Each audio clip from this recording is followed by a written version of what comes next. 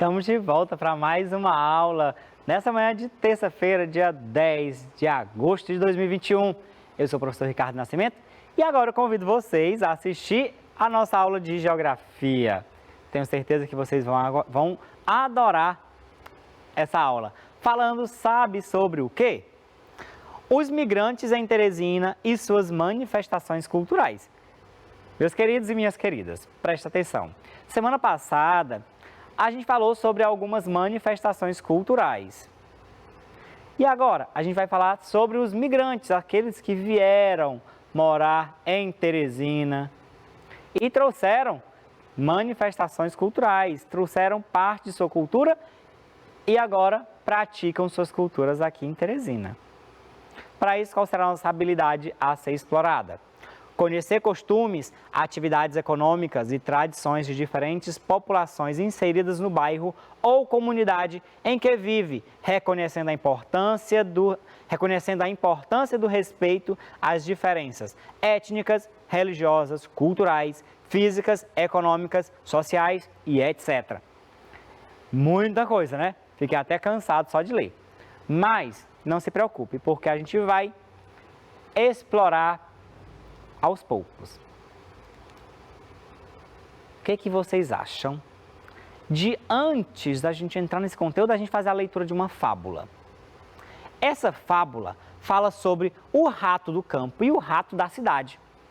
Ou seja, tem tudo a ver com a nossa aula de geografia de hoje. Vejam bem. O rato do campo e o rato da cidade. Um ratinho da cidade foi uma vez convidado para ir à casa de um rato do campo. Vendo que seu companheiro vivia pobremente de raízes e ervas, o rato da cidade convidou-o a ir morar com ele, dizendo: "Tenho muita pena da pobreza em que você vive. Venha morar comigo na cidade e você verá como lá a vida é mais fácil." E aí? O que vocês acham que aconteceu? Lá se foram os dois para a cidade, onde se acomodaram numa casa rica e bonita. Foram logo à despensa e estavam muito bem, se empanturrando de comidas fartas e gostosas, quando entrou uma pessoa com 2 gatos, que pareceram enormes ao ratinho do campo. Os 2 ratos correram espavoridos para se esconder. O rato do campo disse quando o perigo passou: "Eu vou para o meu campo. Prefiro minhas raízes e ervas na calma às suas comidas gostosas com todo esse susto." Moral da história: mais vale magro no campo que gordo na boca do gato. Meus queridos, essa é uma fábula de Esopo, só que foi adaptada por Ruth Rocha. Ruth Rocha, que a gente costuma ler poemas sobre elas. Vocês lembram que a gente leu já bastante poemas sobre Ruth Rocha? Pois é, tanto comigo como também com os professores de vocês. E aí? O que a gente pode trazer para a nossa aula de geografia sobre a fábula que a gente leu, o rato do campo e o rato da cidade? Vamos lá. A vida que o rato do campo levava era fácil? A gente sabe que não. A gente percebeu que não era fácil a vida que ele vivia, que ele tinha lá no campo. Sabe por quê? Ele vivia pobremente de raízes e ervas, ou seja, ele passava muita dificuldade. Então, a vida dele não era fácil. O que o rato da cidade falou para convencer o rato do campo a ir morar na cidade? Gente, vocês viram que o rato da cidade usou um argumento para fazer o rato do campo ir morar com ele na cidade. Qual foi? Vamos verificar? "Venha morar comigo na cidade e você verá como lá a vida é mais fácil. Sair do interior e vir para a cidade." Olha aí.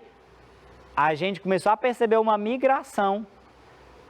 O rato da cidade convidando o rato do campo a vir morar com ele na cidade. Ou seja, o ratinho do campo seria um migrante saindo do seu interior vindo para a cidade. O rato do campo aceitou morar na cidade? Se ele aceitou, ele se tornou um migrante. Sim, ele aceitou. A vida na cidade realmente era mais fácil? Muita gente, quando sai do campo, quando sai do interior e decide morar na cidade, decide pelo fato de que acha que a vida na cidade é mais fácil. Lá vai encontrar emprego, vai ter uma moradia melhor, vai poder se alimentar de uma melhor forma. Mas eu pergunto a vocês, a vida na cidade realmente era mais fácil? Não, pois eles tiveram que fugir dos gatos para poderem sobreviver. Então, na selva de pedras, como cidades são chamadas, a gente passa por muitos conflitos. E nesse caso, os ratinhos também passaram por conflitos. Para poder se alimentar, eles tiveram que enfrentar ratos ou gatos. E aí, vocês sabem o que aconteceu, né? Quando uma pessoa sai do interior para morar na cidade, o que ela deseja? Vocês sabem o que uma pessoa deseja quando sai do seu interior e vem morar na cidade grande, como a nossa? Ter uma vida mais fácil. Assim como o rato do campo, o rato da cidade falou para o rato do campo: venha morar comigo na cidade, você terá uma vida mais fácil. Então, quando alguém sai do interior e vem para a cidade, também é pensando em ter uma vida mais fácil. O modo de vida das pessoas do campo é igual ou diferente do modo de vida das pessoas da cidade? E aí? Morar no interior, morar no campo, é igual a morar numa cidade grande? É diferente. Cada grupo social tem um modo de vida. Então, a nossa forma de viver na cidade é diferente da forma de viver das pessoas que vivem no campo. E aí, meus queridos e minhas queridas, a gente agora entra no conteúdo de hoje. Como? A gente viu que o ratinho do campo veio morar na cidade grande, em busca de uma vida melhor. Só que ele se deparou com problemas, que foi a ameaça dos gatos. O que aconteceu? Logo em seguida ele decidiu voltar para o seu interior. Ele disse: não, prefiro voltar e viver magro, de ervas, do que ter muita comida na boca e acabar indo parar na boca do gato. Agora, vamos falar sobre os migrantes em Teresina? A sociedade piauiense é constituída por povos com características físicas e culturais distintas. Dentre os europeus, franceses, espanhóis, holandeses, ingleses e portugueses, que constituíram o território do Piauí antes do século XVII.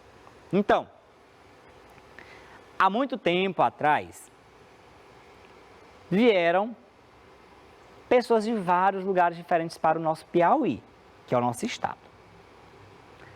E esses povos foram eles que constituíram e formaram o nosso estado, formaram a nossa cidade Teresina. Que povos foram esses? Primeiramente, vieram os povos da Europa. Os franceses, os espanhóis, os holandeses, os ingleses e os portugueses.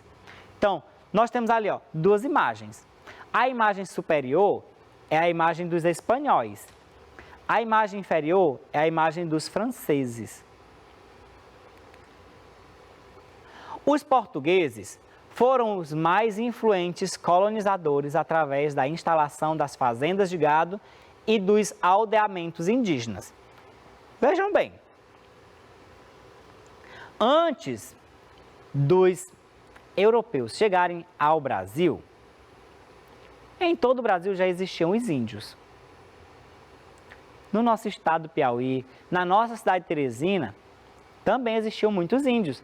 Como eu já até falei para vocês em outra aula, que lá no bairro Potivelho, no Encontro dos Rios, lá existiu uma tribo indígena.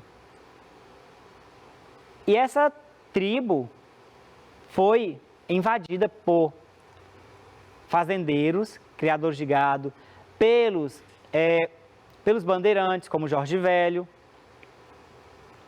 E aí, assim, transformaram a aldeia na Vila do Poti e depois se tornou o bairro Poti Velho e depois se tornou Teresina, nossa grande Teresina. Detalhe, os portugueses, eles foram os primeiros a chegar aqui no nosso estado e assim, olha só, fizeram os aldeamentos indígenas, conheceram os índios, fizeram os índios trabalhar para eles, em troca de quê? Em troca de objetos, espelhos, pedras preciosas, e assim foram tendo contato com os índios, fazendo os índios trabalhar para eles, para os brancos. E também, logo em seguida, criaram as fazendas para a criação de gado. Pergunta para vocês agora, olha aí, terminando o conteúdo, já entrando na pergunta agora. Dentre os povos europeus, qual foi o mais influente no Piauí com a instalação de fazendas, criação de gado e aldeamento indígena? Quais foram os povos que primeiro chegaram aqui e começaram a criar fazendas de gado e também a povoar lá nas aldeias dos índios? Foram os espanhóis, os franceses,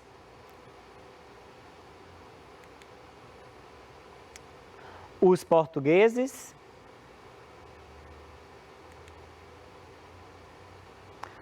os holandeses ou os ingleses. Nós falamos desses cinco povos: espanhóis, franceses, portugueses, holandeses e ingleses. Mas eu disse para vocês que um deles chegou primeiro ao Brasil, veio para o nosso Piauí e aqui abriu várias fazendas para a criação de gado, fez o aldeamento indígena, fazendo os indígenas trabalhar para eles, e aqueles indígenas que se recusavam, eles acabavam matando, vocês sabem bem disso, que eu contei para vocês isso em outras aulas. Então, quais desses povos chegaram aqui e foram mais influentes no Piauí? E, consequentemente, em Teresina também? Foram, sabe quem? Os portugueses, aqui ó, estes povos. Foram os portugueses os mais influentes. Quais povos europeus contribuíram para a formação do povo piauiense? Vocês lembram quais foram? Nós tivemos os espanhóis, nós também tivemos portugueses, também tivemos holandeses. Esses povos, além desses três, nós tivemos também os ingleses e E quem mais? E os franceses. E lembrando, sempre com foco nos portugueses, porque os portugueses foram os que mais contribuíram para o desenvolvimento da nossa cidade. Os africanos que chegaram ao Piauí trabalhavam nas fazendas de gado, na agricultura, nos engenhos de rapadura e melaço e nas atividades domésticas na condição de escravos. Muitos destes escravos eram fugitivos vindos de Pernambuco e da Bahia. Então, vejam bem,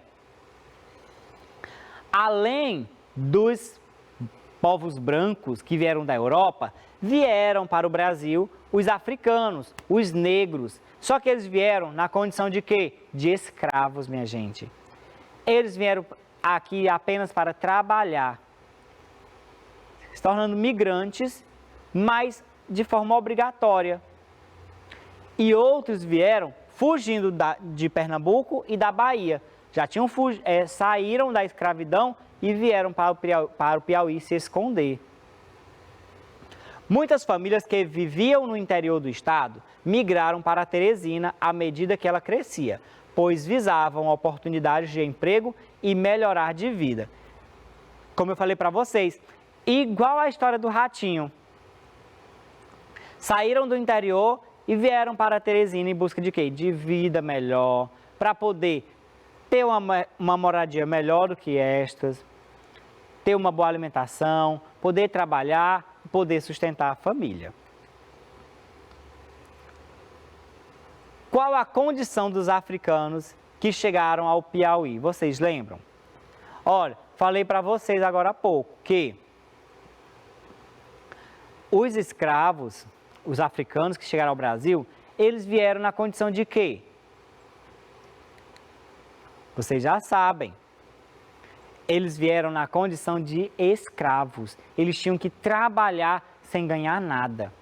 Então, trabalhavam no corte da cana, na produção de melaço, produção de rapadura, cuidando do gado também. Então, vejam aí, vieram apenas para trabalhar e quando eles se negavam, eles apanhavam, eles iam para o tronco e chegavam até a morte. Outra pergunta para vocês, quais as contribuições dos escravos para o desenvolvimento do Piauí? Eu acabei de falar, quais foram as contribuições deles? Vocês lembram? Lembram, sim senhor. Eles trabalhavam nas fazendas de gado, na agricultura, nos engenhos de rapadura e melaço e nas atividades domésticas também.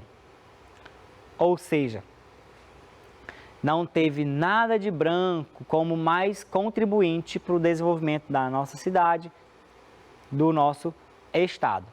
Quem realmente contribuiu, trabalhando de sol a sol, de chuva a chuva, foram os escravos, os negros. Então, por isso a gente tem que tirar o chapéu para eles e reconhecer e dar valor ao povo negro, porque trabalharam demais de forma injusta. Por que muitas famílias saíram do interior do estado e vieram morar em Teresina? Quem lembra? Por que a pessoa saía daquela casinha do interior, pegava todas as suas coisas, pegava sua família e vinha morar em Teresina? Por que faziam isso? Quem lembra? Igual o que aconteceu na história do ratinho. Vieram em busca de trabalho, melhores condições de vida para morar e sustentar toda a família. Meus queridos, aí todo esse povo chegou a Teresina. Outros não vieram para Teresina, mas vieram para o nosso estado do Piauí.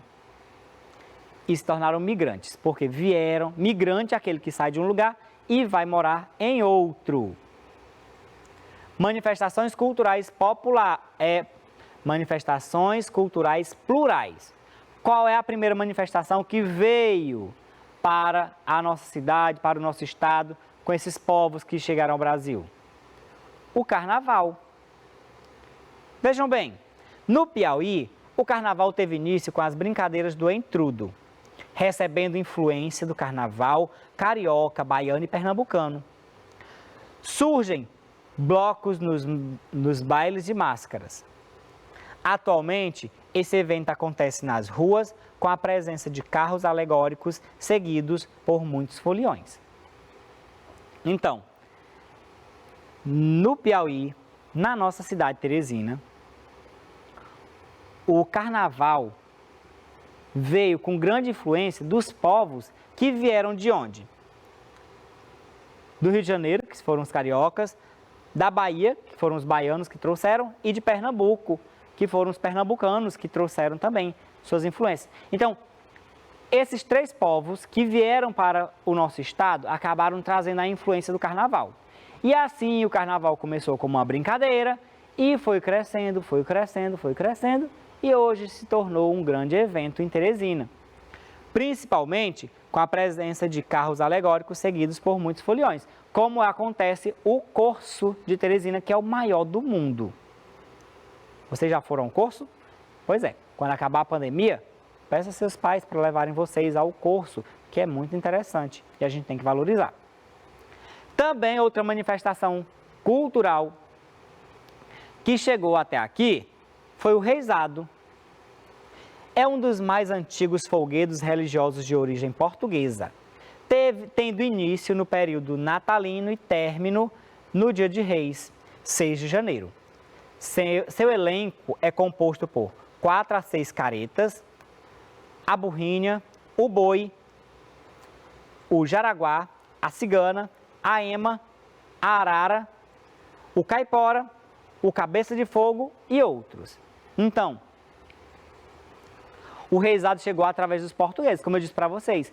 Os portugueses foram dos povos europeus aqueles que mais trouxeram influências para o nosso estado, para a nossa cidade.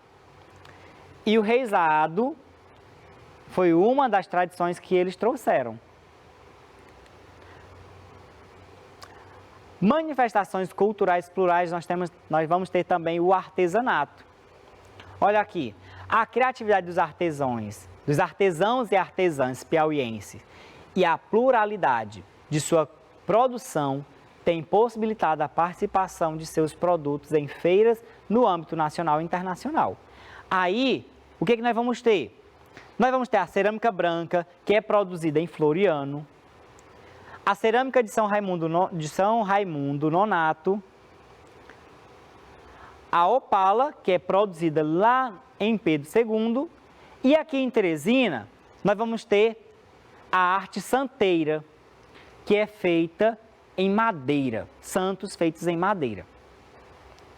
Tudo isso, meus queridos e minhas queridas, foram manifestações que vieram de outros estados, de outros países e cresceram em Teresina e também nas outras cidades. Nós vamos ter no artesanato, as rendas vieram das ilhas dos Açores com a portuguesa Dona Mariana e seu esposo, que fixaram residência no Piauí e ensinaram às filhas e moradores da região, o que hoje ainda vem passando de geração para geração. Então, olha ali, várias mulheres praticando a renda, fazendo tapetes, roupas, através da renda e que veio para cá através da portuguesa Dona Mariana. Estão percebendo aí a importância, a influência que esses povos tiveram? A arte santeira. Os santeiros do Piauí criam imagens em madeira, explorando sua criatividade e talento, com a presença da Igreja Católica, com sua infinidade de temas. Desenvolveu-se um tipo de arte que reproduz em madeira santos e santas, pombas, anjos e etc., além de talhas e esculturas que viram altares e sacrários. Aí, vocês sabem muito bem que a arte santeira aqui em Teresina é praticada mais lá no bairro Poti Velho, que foi onde surgiu, foi de onde originou a nossa cidade. E aí, lá eles produzem várias imagens de santos em madeira. Essa arte, ó, vem sendo praticada há décadas. E foi graças aos migrantes que chegaram a Teresina e exploraram essa técnica e hoje é praticada com muita evidência. Qual evento acontece nas ruas de Teresina com muitos foliões e carros alegóricos? Olha para cá para essa imagem. Nós temos carros alegóricos no meio da rua, no meio da avenida. Nós temos muitos foliões. Qual é o evento que acontece dessa forma? É a capoeira? É o carnaval? Ou é o cavalo piancó? Minha gente, capoeira se pratica em roda. Cavalo piancó se pratica uma dança em roda, também em círculo, com duplas. Então, qual é o que tem muitos foliões e carros alegóricos? É o carnaval. E eu falei para vocês que uma das prévias de carnavais que temos aqui em Teresina é o Corso, que é o maior do mundo, diga-se de passagem. Os artesãos e artesãs de Teresina exploram sua criatividade e talento com a produção de... Eles exploram sua criatividade e seu talento com a produção de quê, minha gente? com a produção de cerâmica branca, vamos ver aqui a cerâmica branca, com a criatividade, a produção de opala, ou é com a criatividade e a produção de arte santeira? Falamos sobre essas três e sobre mais a cerâmica de São Raimundo Nonato. Então, vejam bem. A cerâmica branca, a gente viu que ela é praticada em Floriano, ela é produzida, praticada não, ela é produzida em Floriano. Então, em Teresina, a cerâmica branca não é produzida. Com ela não se faz os anjos como estão aqui. Onde que a opala é produzida? As peças produzidas com opala são produzidas em Pedro II. Então, aí a gente já vê que também não é essa alternativa. Arte santeira. Onde que a arte santeira é feita? Em Teresina. Então, qual é a nossa resposta? Os artesãos e artesãs de Teresina exploram sua criatividade e talento com a produção de arte santeira, ou seja, aquela produção de santos, anjos, altares, pombas, feitos a partir da madeira. Então, em Teresina, principalmente lá no bairro Porto Velho, os artesãos de lá praticam a arte santeira. Tá certo? Vocês estão vendo que a nossa aula chegou ao fim. Tanto é que nós temos aqui, ó, o Bobo da Corte anunciando que ela encerrou. Nossa aula terminou. Mas aí o que eu quero que vocês tenham como conclusão? Que nós aprendemos hoje sobre os migrantes, que foram as pessoas que vieram morar em Teresina, e quais foram as contribuições que trouxeram. Contribuições tanto na questão de eventos religiosos, como festas também, e também a confecção de materiais para a produção e ganhar dinheiro também, tá ok? Me despeço de vocês, fiquem com Deus, tchau e até a nossa próxima aula.